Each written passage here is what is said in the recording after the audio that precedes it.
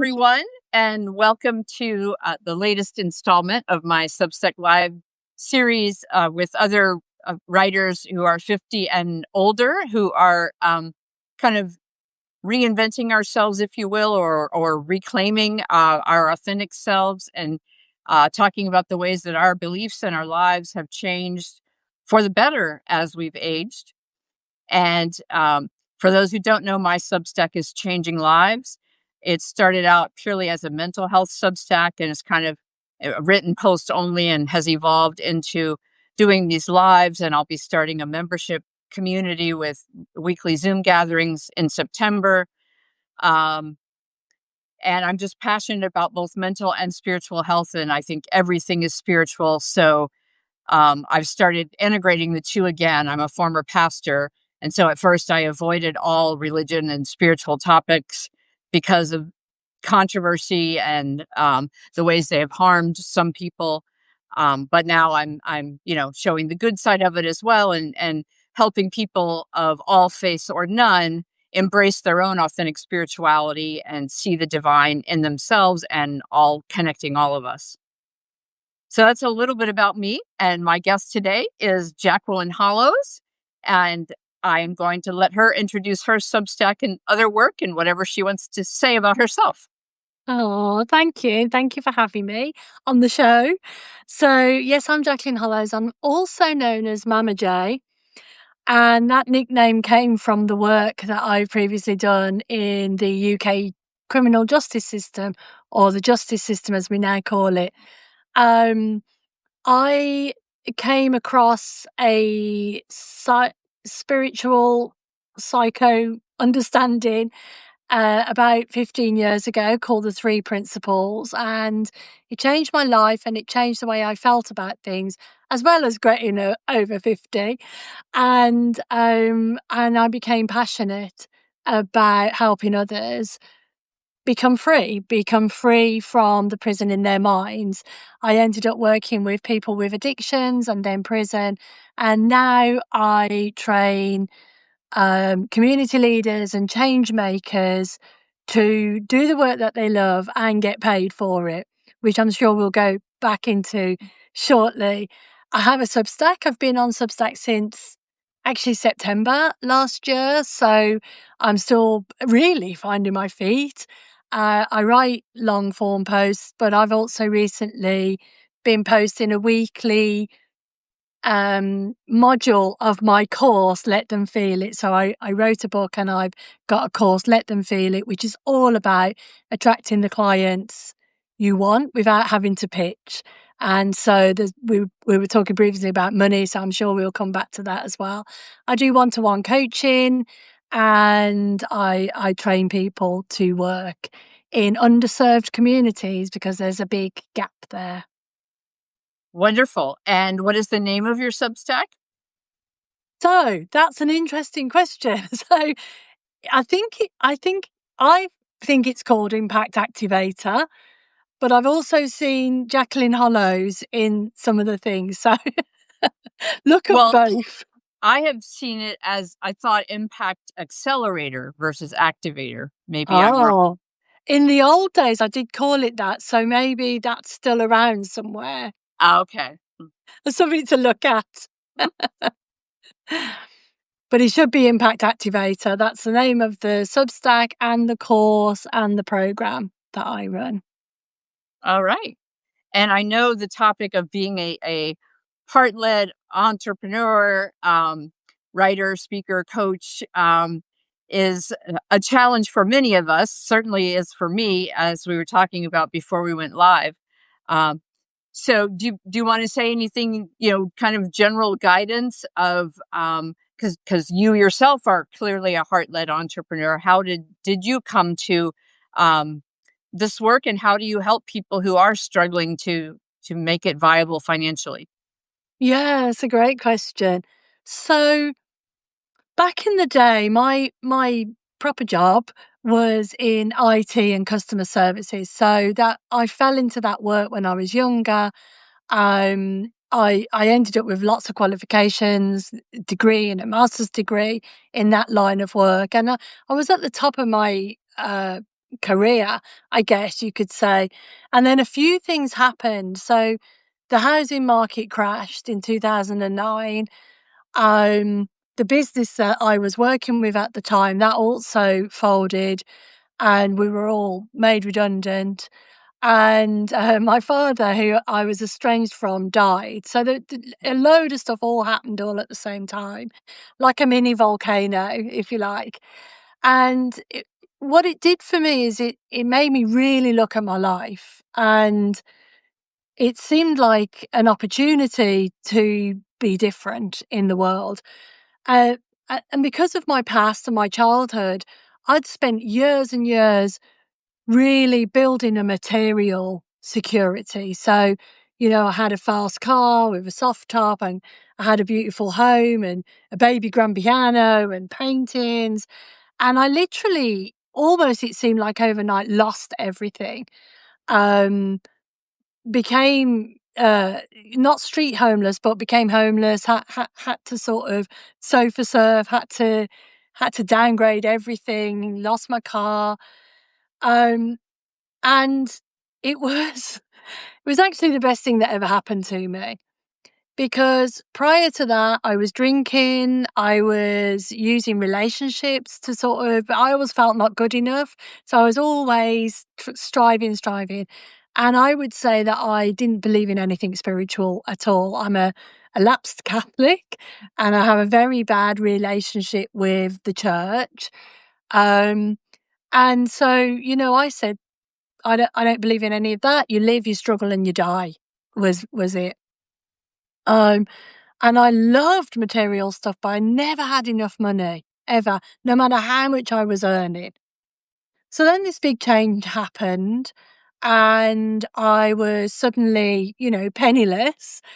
And I was I think I've forgotten how old I was, late 40s. And I was happier than I'd ever been in my life. I no longer had to wake up every morning and think, where's the money going to come from to pay the mortgage? And, at one point, I even took a job in a post office to just put food on the table for Christmas. And despite all my degrees, that was the only job I could get at the time. Mhm. And I just thought, do you know what? I don't care. I'm not struggling anymore. I don't have to find all this money. I could just be me. And I decided that I was going to travel the world, work on a boat, and just see places. Uh, Coincidentally, I met my now husband around the same time. And he's a deeply spiritual person, believes in life, believes in love, believes in nature. And he saw me as a bird with a broken wing. And so he took me under his wing. And at the same time, I met this understanding called the three principles. And I started to I met people with addictions and I loved them. I felt like I'd come home. I felt like I understood where they were coming from. I resonated with them. And so I was very happy to work at just a day job and teach for free, share what I'd seen for free. And I had these amazing transformative experiences, and I just talked to them about it. And a really weird thing happened, Wendy. I saw that they saw themselves, their true selves. They saw their true selves when I was talking to them. And when they did, they stopped struggling. They got jobs. They found relationships. Um, they re-engaged with their faith. And I thought, well, something strange is going on here. I wonder what this is. I didn't realize that I was almost a channel for this good stuff that I'd happened to me, and I was sharing it. And as I got to share this work and meet these people, I just thought, well, this is all I want to do. I'm going to cut this slightly short, and we can go back to it. But that started a whole new journey where I didn't care about money. I didn't care about material stuff. I didn't drive for a couple of years. I just walked everywhere with my backpack, you know. And ego and who I was wasn't important to me. It was just important to share this love that I'd found with other people and help them. And I guess I must have an entrepreneurial spirit because that turned into a something. I ended up talking to people. I ended up with being offered a £90,000 contract in a prison. It's like all of this stuff just happened to me. And for a long time, at least the first 5 years of that until COVID, really, I didn't take a big salary. My husband fortunately had a job that looked after us, and I believed that money was bad. That would ruin everything if I was to take a salary. So I just put everything back into the community. And then COVID happened, and all my prison work died, all the contracts died, and lots of stuff like that happened. And over the last few years, then I've been trying to pivot. And a couple of years ago, I had a huge insight that money is spiritual.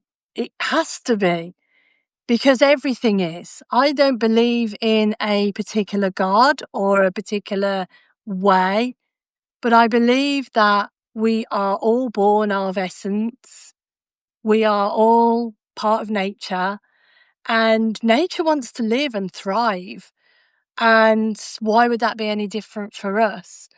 And that actually what money does is it creates space, it creates opportunity, it creates a way of helping even more people.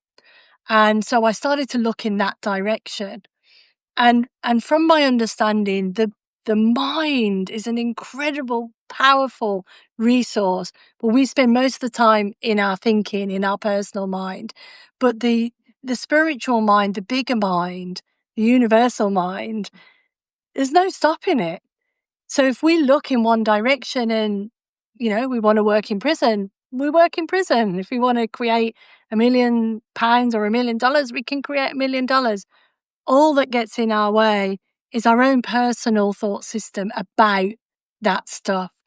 And so how I help people is I help them see that they can be themselves first and foremost, that especially for older people, what you've been through and what you've embodied is your sharing, is you, is what you offer to the world, especially in this day and age.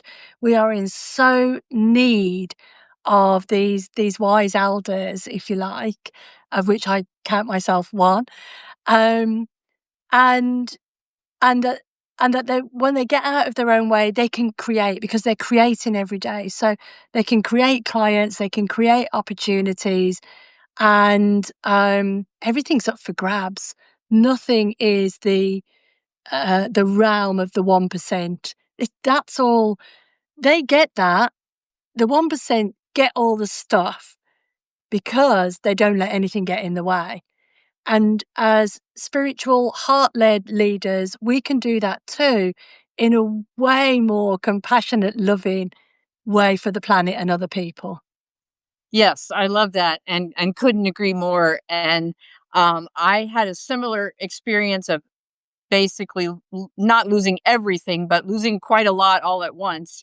Um, my husband and I were co-pastors, and our careers all of a sudden during COVID, ended abruptly. Didn't see it coming. And ultimately, as we interviewed with other churches, realized that this career really isn't going to work for us anymore. Um, and so, yeah, all at once, we had no income from either one of us. We had to move out of our church owned housing and to a different community. Um, I did find work relatively quickly, but unfortunately, because I hadn't dealt with all of the emotions around the other career ending unexpectedly and just losing so much all at once, and my dad died that same year, and I got shingles on my face, including on my eyelids, so they were worried it might permanently ruin my eyesight, which thankfully it did not. But anyway, that overwhelm ultimately turned out to be a blessing, as you said yours was. because it helped me realize that my self-esteem had been completely tied to my achievements and to getting the praise and the external validation from others. And that is, I the part that I did love that was authentic me was ministering to people. And I often, funeral directors would ask me to do funerals for people who were unchurched and not believers, because they knew I was one of the few pastors who would not come in and try to make it like an altar call, come to Jesus, you must be saved or else thing, but would be totally respectful and actually help grieving people instead of, try to manipulate them when they're vulnerable, right? Um, but anyway, so my complete meltdown with severe depression based on all of that happening at once ultimately led to me saying, this is who I am and this is what I want. And I don't know how I'm going to make this work, but I'm going to write and I'm going to coach people with mental and spiritual health issues, because part of that too was my own crisis of faith and realizing I didn't really believe much of Christianity. I was someone who wanted to follow Jesus, sees Jesus as a great role model who loved everyone, especially marginalized people, and emphasized nonviolence and even loving your enemies. And so that part I was all in on, but the overlay of other things I was not okay with. Especially the exclusivity of Christians are the only way to be saved and all the things. Um, so yeah, that's what led to my pivot, and I'm still working on getting it totally financially where I want it to be, and know that it will be as I help more people.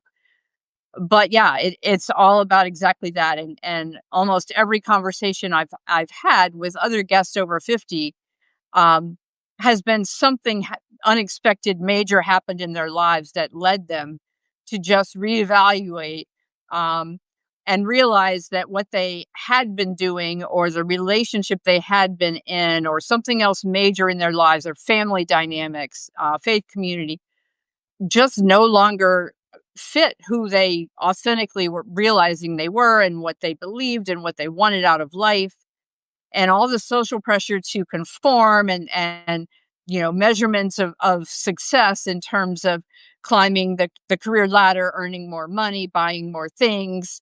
um that wasn't what they wanted. Even if they had it, like you said, it wasn't fulfilling to them.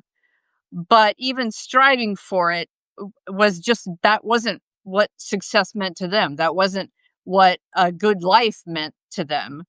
And so, because I had been there and done that, so to speak, it was important to me to help other people by sharing the resources and the daily practices that helped me rediscover, reclaim my authentic self and my power, my agency to do what I wanted to do instead of what um, my family or my society thought I should do.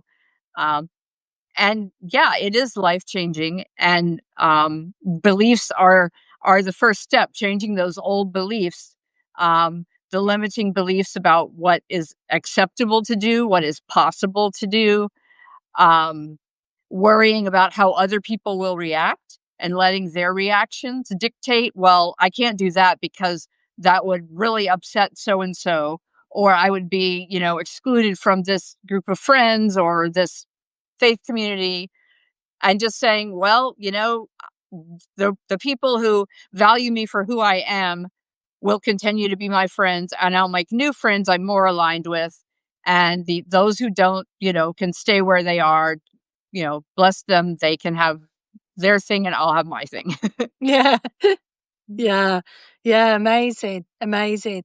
I guess, one of the things that really helped me was I wrote my memoir, which was predominantly about the prison work, but the developmental editor encouraged me to include my life story, so I ended up doing that as well. And it was not that great to write, and then to publish that, and to think about, oh, all these people are going to know about my trauma, and they're going to know about these bad things that happened to me, and they're going to know this. And suddenly there was no point in the polish anymore, because everyone was gonna know. And two things really occurred to me after that was, one is nobody really cares. Like, they're not looking at the polish. In fact, they care more about the real. Mm-hmm. They care more about understanding, oh, you've been through tough times and you've come out the other end. That's more inspiring than this polished version of, I've got it all together. Yes. But the second thing is, like, you think that everybody in the world knows, and it's only a handful comparatively. So, you sort of think that you've put yourself all out there, but actually, not that many people know or are bothered by it. So that was cathartic to get over that. And to your point about, really sort of those practices and getting out of your own way, I just keep, even now, just getting over stuff, just seeing it for what it is, a thought-based reality that has got nothing to do with my true essence, that I'm creating something in the moment, that I'm making meaning of something, and I can get over it. And a recent example is I do some work with a rabbinic training academy, and they invite me to the rabbi's graduation, which I feel very honoured. And I took my husband this year. I've been for the last 3 years. Took my husband. We had a lovely evening. It's so beautiful, and the leader is, very innovative. And as we left, I felt like my husband was pushing me out the door, like hurrying me up. And I wanted to say goodbye to everybody. And somebody had written a book, and the subtitle was inspired by a talk I'd given. So I wanted to talk to him and all of this. Anyway, he was hurrying me up, and we got out, and then there was a bit of a moment, a bit of a tiff between us. And then we drove home in silence. And it's an hour and a half back home, and it was complete silence. We went to bed in silence. Now, I had all sorts of thinking about that, all sorts of past thinking about not being loved and being a bit scared. Is he going to get violent? And he's never ever been violent, but all sorts of I'm going to sleep on the sofa, and I'm going to make a fuss, and I'm going to cry. And but I just kept, even on the drive, I just kept thinking, something's going on for him that I don't know about right now, and I don't need to make a fuss. I might be feeling a bit hurt or a bit confused, but I don't need to make a fuss. So I left it, and his way is always to just leave it and have some time, and then so the next morning, bit similar. We both sort of polite, but not really speaking. And I had a really busy day. And at some point, he said, perhaps we could talk about last night. And he said, what went on? And I said, I felt like you were pushing me out the door. And he said, no, not at all. And he explained his side. And I suddenly realized, because I was in neutral, because I wasn't filling my head with how he should have been, or why did he do this, or what did it mean about me?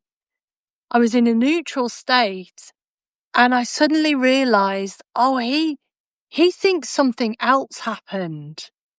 He thinks that because I used to be very jealous, he thinks that I've had a jealous reaction, and that's why I was short with him. But I was just short with him because I thought he was pushing me out the door. We explained, and it was gone. It was done. Now, honestly, Wendy, in the past, that would have been so much suffering, so many tears, so many rows, so much trying to be right. He shouldn't, da da da. And now I would say, because I realise that ego gets in the way all the time, and I just I don't always do this. I'm not always brilliant at this, but in that moment, I could see it's just ego. It isn't anything to do with me or really him, and I don't know what's going on for him. I was able to let it drop, and then when we were neutral, we could talk about it, and then it was over. Then we were both almost like in love again, Yes. because I felt compassionate to him, he felt compassionate to me. There was big, big loves and making up and everything else. I can And definitely relate to that. My husband and I have been married since 1991, and he is a wonderful guy, my rock, who has gotten me through so many hard times. But yeah, we used to be, and similarly, like we both were so sure we were right when we did argue about something that we would have that period of time where it was just like, get away from me. I don't even want to be around you right now. I don't want to talk to you. Leave me alone. And I would be very hurt. Um, but yes, as both of us have grown older, he's 60 now, I'm 56. And, combination of the individual therapy we've had, just the natural self growth, self examination, and increased willingness to be vulnerable with each other and share, the inner feelings of hurt and insecurity and all of the things.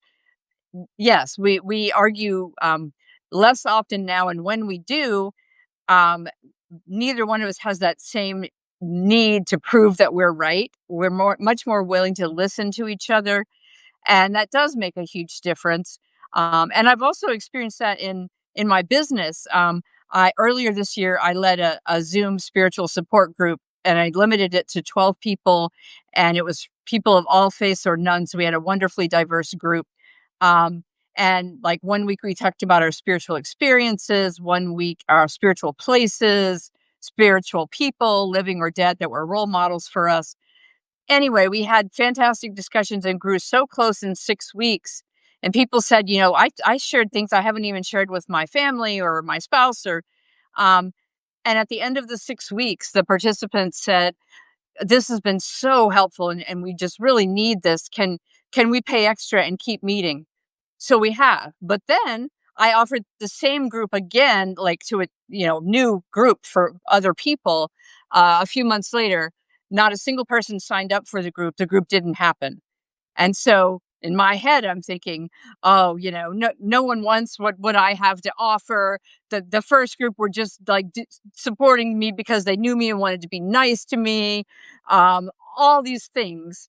And when I could stop and say, okay, what else could be true? Even when I offer free things, many times people don't get them, even friends, not because they don't want them, but because I mentioned them once or twice and they forget about them, just like I do when other people do that.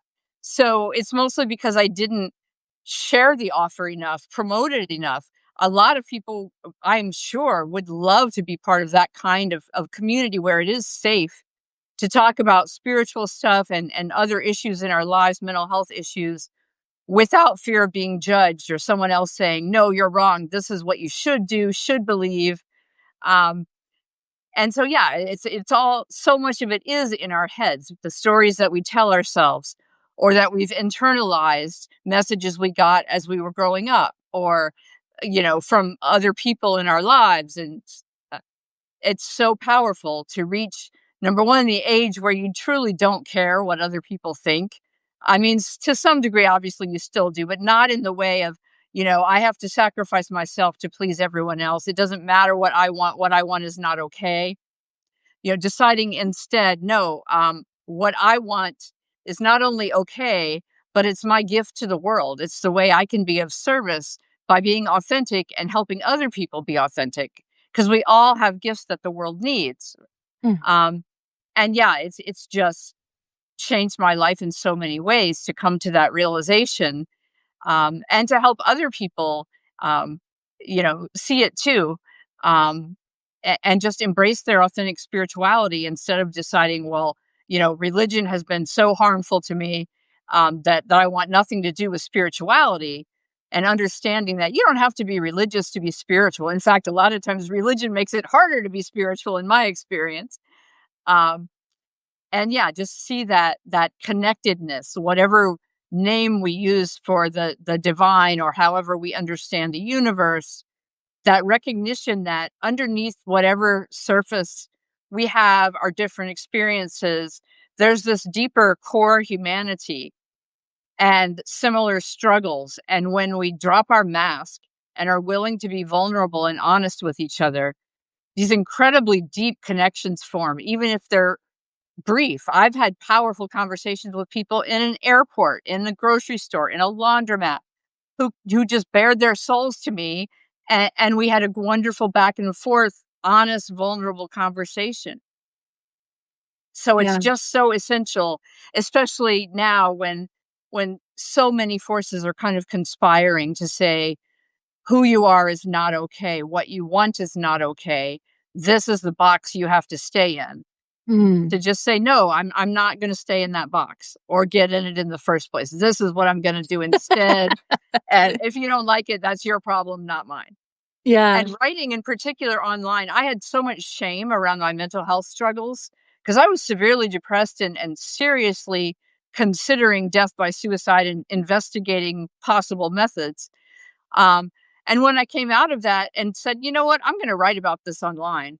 At first, there's this inner voice saying, are you kidding me? You'll never get clients. You'll never get a job again when people see all these ways that you've struggled in your life and read about what's happened. And another part of me was like, well, if they react that way, are they really people I would want to work for or otherwise be associated with? No.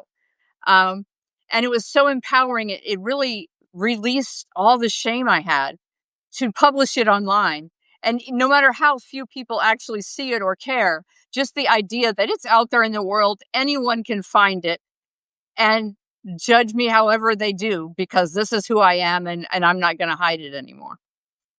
I love everything you're saying there. I'd like to just go back to the point you made, the really good tip about um, when you create something and then it doesn't seem to work the second time round. We often do that, don't we? And then think, oh, I've failed, or it's not right, or and then that gets in the way. But in actual fact, what I've seen is that we create something, it works really well, and then we make the mistake of thinking that we could do that again. That's the, but it's actually that it's the next creation now. Now maybe there's something to learn from what you did. So, for instance, when I worked in prison, I did 12 months. I won this contract. I did 12 months. Everyone assumed we were going to get the next 12 months. Everyone, including me. And I didn't really do anything for it. I just thought we'd just carry on doing the same thing. And then the deputy governor wanted to spend the money on new security lights instead of this transformational program. And everybody around the table, all the commissioners, everybody was shocked, but he had the say. And I walked away from that meeting devastated, thinking, it's not fair. What does it mean? Blah, blah, blah. And my colleague laughed and he said, did you listen? Did you listen to what they wanted?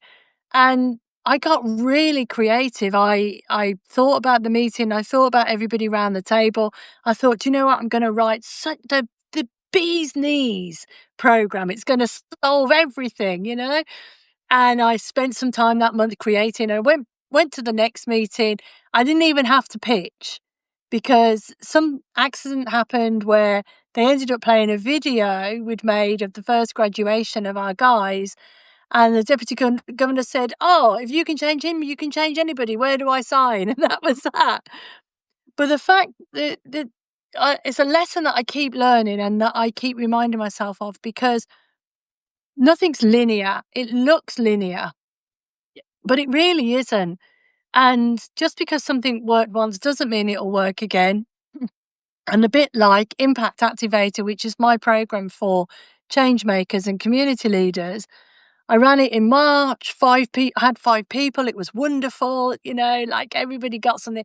So I thought I'll run it in June. Nobody signed up, not one person. And exactly like you, I initially thought, oh, maybe it isn't the right thing to do. Maybe it's me. Maybe those people were being kind. And then I thought, okay, well, what did I do differently? Where's my part in this? And then it was exactly the same. I hadn't advertised it enough. I'd sort of laid back on my heels, assuming it would get full. Hadn't learned from things. So I just got about and thought, right, okay, what can I do differently? And I'm running it in September now. 3 people have already signed up, and it's going to be a wholly different program because I've learned so much from the first one. And the messaging is different. I know I have to keep telling people about that message. Mhm. So you're right. It is that, but it's also, I think that we are meant to be learning and creating and bringing into form more of us each time, more of it, more of who you really are, and not here's a 7-step plan or a this or a that, because none of that really works. Only your way Right. works. And so you have to teach other people that, and that's what they need, right? And Is to find their way. the other piece of that for me is always emphasizing, when I work with people, helping them find and trust their own answers and follow their own inner compass. Because what works for me may not work for them. I can be a kind of a guiding light and accompany them on their journey.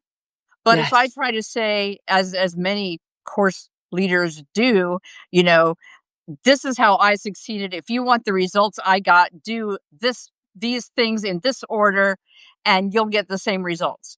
Yeah. Maybe you will, maybe you won't. There's tons of other factors, and plus, the world is rapidly evolving and but yeah. So, and especially in the spiritual mental health range, um, the idea that someone is a fully enlightened guru who will, um, you know, change your beliefs and make you fully enlightened too, is so dangerous. And even people who mean well, which many of them don't, they're all about control, manipulation, getting your money.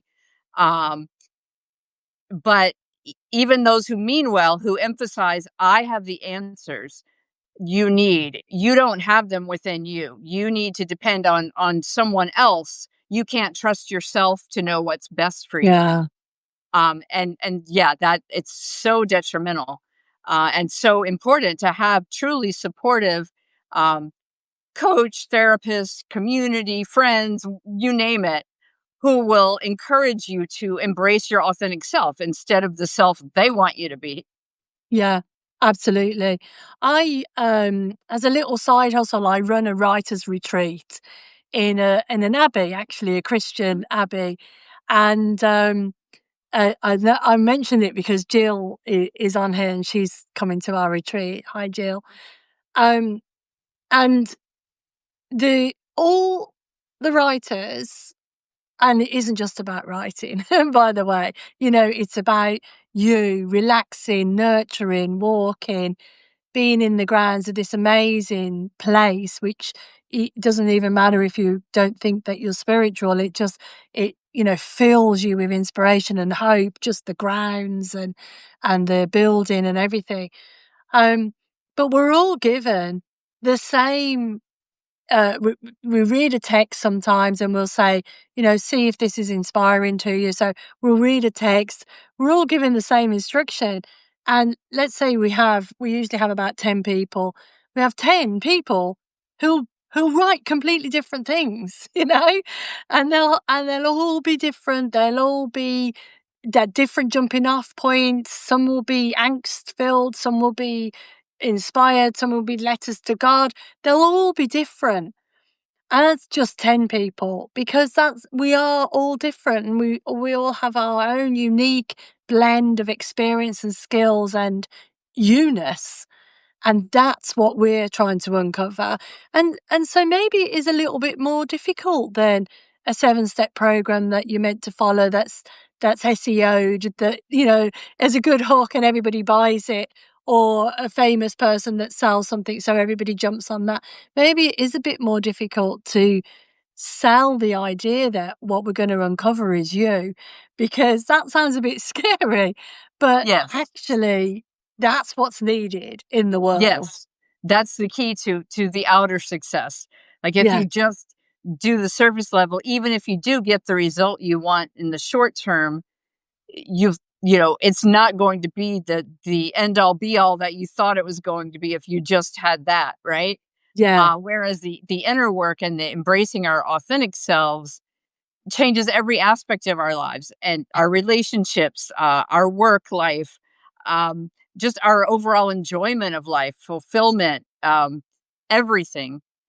And Yeah. it's just so important, but it's intangible and it is scary because there's usually, as we talked about earlier, a time of great turmoil and pain and rock bottom, feeling like every nothing is working in life before we have the courage and the desperation to do that deeper work and address those deeper issues and change our beliefs and our lives and take the risk, knowing that this may not work, or at least in the short term I'm going to make a lot less money than I did when I had that secure job kind of thing, but it's still worth doing.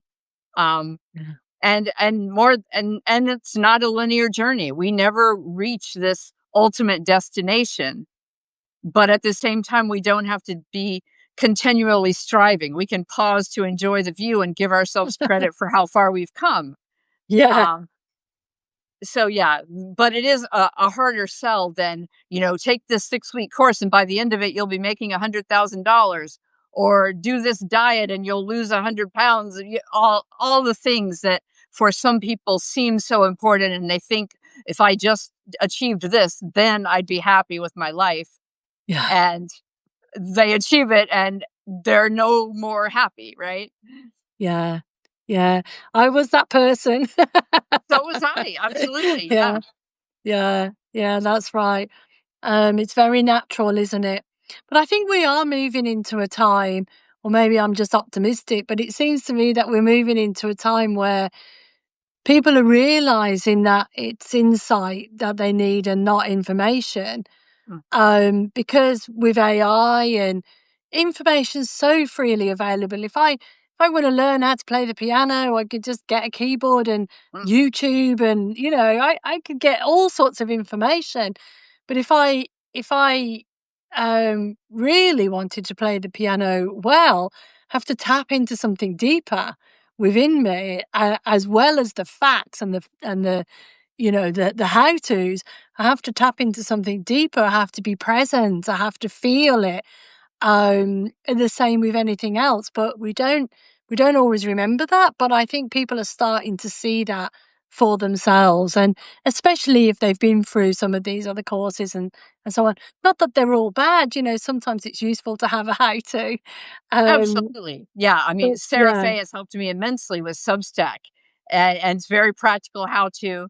But part of why she's so helpful is because she's authentic and she doesn't just base it on, what worked for her. She draws in all this data and uses other Substacks as examples, yeah, and clearly, genuinely wants people to succeed versus, all the others selling, here's how to make money on Substack, and they've only been on Substack a few months and they're only sharing what they did that worked for them, right? yeah, yeah, yeah, yeah. Well, Philip and Sinem, that in their right bill scale, they're the same.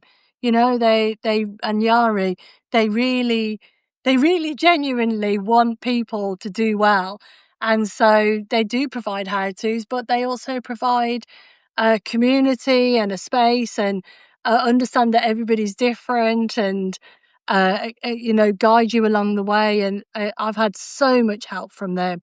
And interestingly, I've noticed that the community, the communities that are led by people who are heartfelt, it attracts heartfelt people. Yes. So that to me gives me hope and makes me realize that we have to keep doing what we're doing. Perhaps there's some practical things to do, and there's some ways of talking about, because that's one of the things I teach people is the way that you talk about your work is important, because we have to talk about it in a way that people can understand. If I came on here and started talking about um, uh, separate realities and um, stuff, consciousness, although a lot of people understand consciousness. But do you know what I mean? If I started using this in language, inside out and stuff, people will go, well, I sort of hear you, but I don't really know what you mean. Whereas I talk about practical stuff, like, Yeah, okay, real examples from our lives from versus our general life. platitudes or Yeah. Yeah, exactly. When I got into a muddle, trying to sell something to somebody and then dropped the facade and actually just had a conversation and how that, went way better. Real stuff so that people can feel that they can life's messy, isn't it? yes. And it's doing life and being in life that makes a difference instead of trying to think about how to do it perfectly. And there's so much artificiality on social media and superficial stuff and focusing on the wrong things. And at least in the US, our entire culture is it's the air we breathe of competition, individuality versus cooperation, um, and being successful in material ways versus spiritual ways, in ways that actually contribute to society and fulfill us. Um, and so it is hard to challenge that because we are just conditioned to want instant gratification, number one. Surely there's a pill to make me feel better. Surely there's, Botox, plastic surgery, um, diet, whatever, that I mean, and some of those things can be helpful in some ways. I'm not, categorically dismissing them. But if we never go deeper than that to see our inner beauty and embrace who we really are versus, who we're allowed to be by other people, I use the phrase, I help people use their inner compass instead of someone else's roadmap to guide their life. Nice, Right. nice. Yeah. Yeah, exactly right. And that inner compass can sometimes point you at an app or a course or Yes. something, so that those things are valuable, but from the inner compass space, from that intuition space. The best story I have of that just came to mind is a guy I worked with who'd been in and out of prison, and he was a heroin addict. And he told this story of he'd come out of prison. The last time he went in prison, he'd broken his arm. His arm was still in a cast. He'd come out of prison and he was on the roof of the pharmacy that he'd regularly broken into to get drugs. And he was on the roof of this pharmacy with a broken arm, like days out of being released. And he knew exactly how to get in, and he was doing his bad deeds, and he suddenly stopped and said, "Help me, I don't want to do this anymore." And his life completely changed. From that moment, he met people that could help him. He ended up in a 12-step fellowship program, which saved his life, and he got completely sober. By the time I met him, he was 3 years sober, and he just met lots of people that could help him on his journey. And he started a business, a social enterprise, helping other people, making films, and he won awards and all sorts. But but it was the inner compass. In that moment, he wanted help. He asked for help, and how he saw it was then God, the universe, brought him help. In that moment, you could also have an app renew. I heard someone else today say that she's been sober for a year because what happened was an app came up on her phone for renewal and she couldn't renew it. She couldn't cancel it. She couldn't cancel it for some reason. And then she suddenly had the insight, maybe I need this right now as a sobriety app. Maybe I need it. And so she did the course, and then she's been sober for a year. Our inner compass provides us with the help that we need, and it doesn't all come from just you battling through it.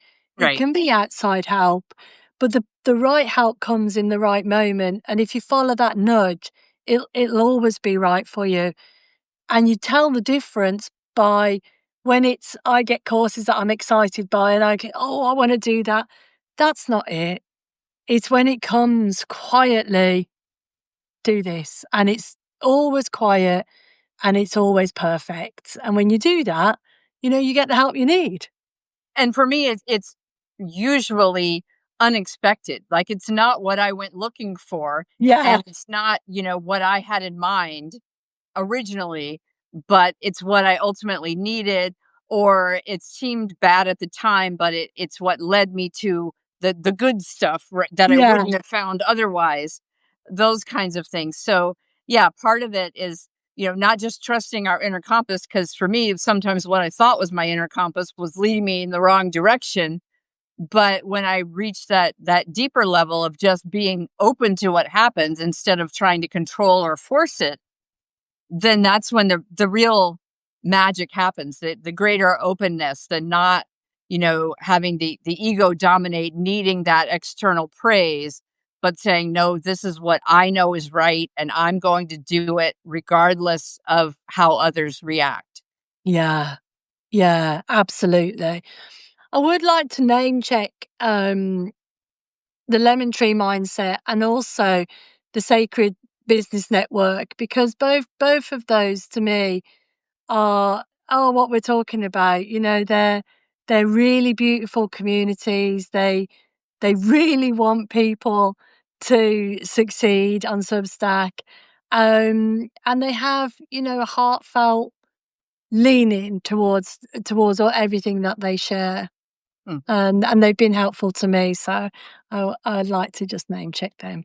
Yeah, and I would mention Claire Venus too, although I'm not in her membership personally. There are lots of people who benefit from it, and I highlighted Sarah Fay, but Claire Venus is another one who is genuinely authentic and wants to help people and has a lot of knowledge. Um, and I'm sure there are others I'm not familiar with. It's just that lately it just seems like almost everything on notes is someone saying, this is how quickly I got this many subscribers, and if you pay me, I will teach you my exact method.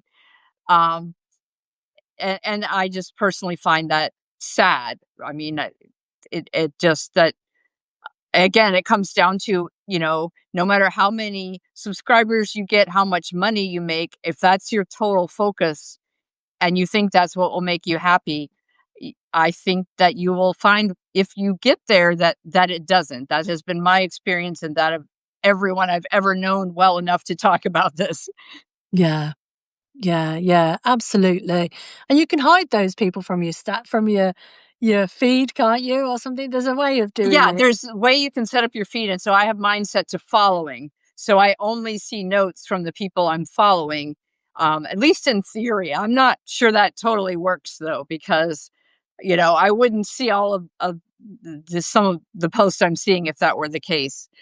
And also, as more people come to Substack, I have encountered more fake accounts or more people impersonating a well-respected famous person. Oh, um so yeah, there are still some, or maybe it's like someone else's comment under someone I follow that is slamming that person. And so yeah, I mean, it's not perfect, and it's still social media. Yeah, I think it's way better than other social media, but nevertheless it is social media. And it's, to me, it's, as Notes has been here longer, and as more people have come over from Twitter or wherever, it's becoming more and more like other social media, right. of just, these short bursts. Like when Notes first started, it was all writers supporting each other. I would ask a question or someone else would ask one I could answer. And there was no, expectation of gaining somehow financially, or, quid pro quo deals of recommending each other kind of stuff. It was just genuine. You're new to Substack. I've been here a while. That this is how you do this thing you can't figure out.